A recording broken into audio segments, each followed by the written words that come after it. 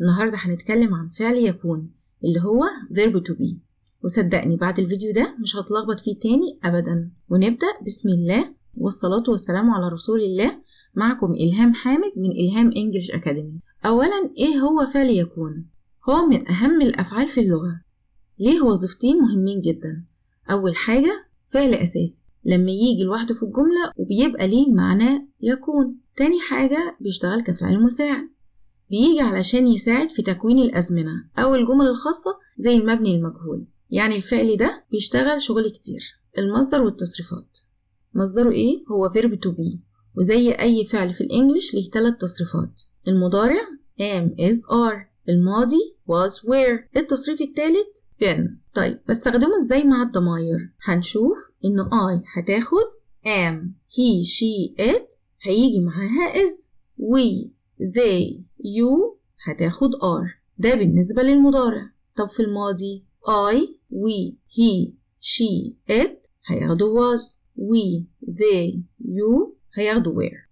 طيب ناخد شوية أمثلة توضح المعنى. I am a girl، he is happy، she is late، they are here، we are Egyptians، you are a clever boy، it is my beautiful cat، علي is a doctor. طيب في النفي، الفعل ده مش بيحب حد يساعده حتى في النفي. ما أنا قلت لك قبل كده هو بيشتغل شغلانتين، الفعل الأساسي والفعل المساعد.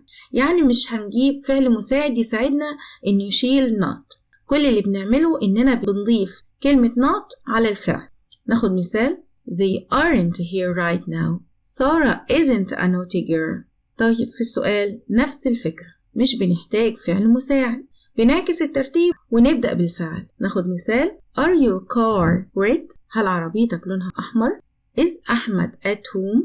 طب هنجاوب إزاي؟ هنقول yes he is or no he isn't. طيب بعد verb to be بيجي إيه؟ خد عندك ممكن يجي بعده اسم. مثال he is a doctor، هو بيكون دكتور. صفة he is happy، هو بيكون سعيد. حال she is late، هي بتكون متأخرة. طيب جملة it is my beautiful cat، هذه تكون قطتي الجميلة. حرف جر واسم she is at school. بنستخدمه امتى؟ بنستخدمه في حاجات كتير زي السن. مثال I am 25 years old. الوظيفة زي he is a teacher، هو بيكون مدرس. الوقت it's 5 o'clock، إنها 5. التاريخ today is Monday، اليوم يكون يوم الاثنين. الهوية they are my friends، هما بيكونوا أصدقائي. الأماكن we are in Egypt، نحن نكون في مصر. وعلشان كده بنسميه state verb، يعني فعل حالة، لأنه بيعبر عن الحالة مش حركة. طب شوف المثال ده علي works hard، ده action verb. فعل work هنا يعمل، فعل action. ده في حالة لو جه فعل أساس. أمال في حالة لو جه فعل مساعد هيجي يعمل إيه أو يساعدنا في عمل إيه؟ هيساعدنا في عمل 3 حاجات. أول حاجة في عمل المضارع المستمر، بيجي مع الفعل في صيغة ال ing، يعني am is are plus الفيرب مضاف له ing، كده اتعمل المضارع المستمر بمنتهى السهولة. مثال they are studying now، هما بيدرسوا دلوقتي. طب في السؤال are you speaking to عمر؟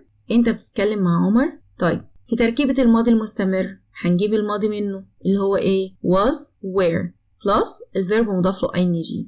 ناخد مثال I was working hard yesterday، أنا كنت بعمل بجد وباجتهاد امبارح. طيب في المبني المجهول الباسيف فويس، يعني التركيبة الأساسية بتاعت المبني المجهول verb to be plus past participle of the original verb. يعني بنجيب verb to be، خلي بالك هو اللي هيشيل الزمن، يعني هو جاي يساعدني في المبني المجهول بالذات علشان يشيل الزمن بتاع الجملة، لأن الفعل الأساسي بيكون بيعمل حاجة تانية. بيعمل إيه؟ إن هو بيكون في التصريف التالت. طيب verb to be بقى بيتغير على حسب الزمن. مثال كده لو عندك الباسيف فويس في المضارع البسيط هيكون التركيبة am is are plus الباست participle. طب ناخد مثال The table is made by the carpenter، الترابيزة مصنوعة بواسطة النجار. طيب لو هو الباسيف فويس في الماضي البسيط هيبقى was were plus past participle. مثال he was given a golden medal. هو أعطى ميدالية ذهبية. طيب مثلا في المستقبل، مبني المجهول في المستقبل will plus be plus past participle. مثال the house will be painted tomorrow. البيت سوف يلون غدا. يعني verb to be في المبني المجهول هو المسؤول عن نقل زمن الجملة مش المعنى. أنا بأكد على النقطة دي تاني، يعني هو بيجي علشان يشيل زمن الجملة بس ملوش معنى، مش بيأثر عليها. وهنا وصلنا لنهاية درسنا النهاردة على verb to be. هو درس بسيط وسهل جدا، مفيش فيه مشكلة. عرفنا فيه معنى verb to be وتصريفاته، وكمان استخدامه في حالتين: لو هو فعل أساسي بيجي معاه ايه، ولو هو فعل مساعد بيساعد في عمل ايه. وقلنا ان هو بيساعد في عمل الماضي المستمر والمضارع المستمر وكمان المبني للمجهول بكل أزمنته. طيب نختم بقى دلوقتي بمقولة شهيرة، هي كوت كده عن شكسبير، وهي to be or not to be that is the question.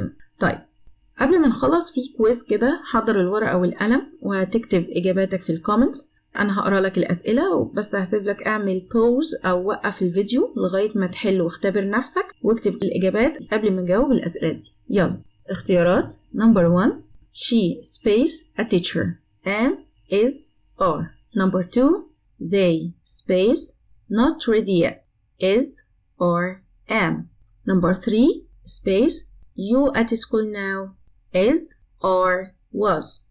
Number 4 I space studying when you called am where was.